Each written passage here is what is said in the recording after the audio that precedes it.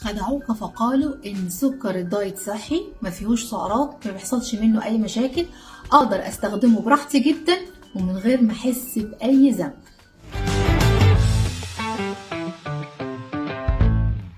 والحقيقة ان السكر الدايت ليه مشاكل كتيرة جدا.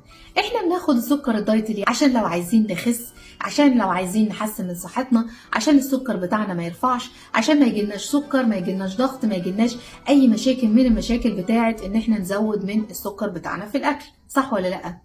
بس بقى الدراسات اللي اكتشفته مؤخرا وحديثا ان السكر الدايت ممكن يعمل لنا مقاومة انسولين، ان سكر الدايت ممكن يجيب لنا سكر نوع تاني. ايه سكر نوع تاني؟ امال انا باخده ليه؟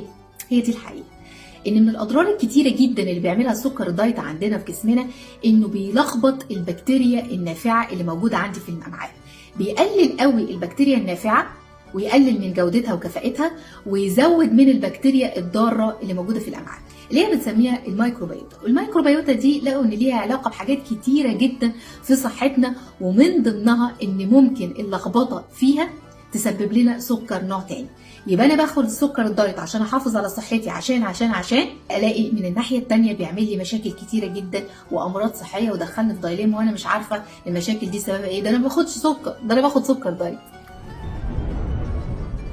ودلوقتي نيجي لسؤال الحلقه بتاعت النهارده، قولولي ازاي السكر الدايت ممكن يعمل لي مقاومه انسولين او سكر نوع تاني.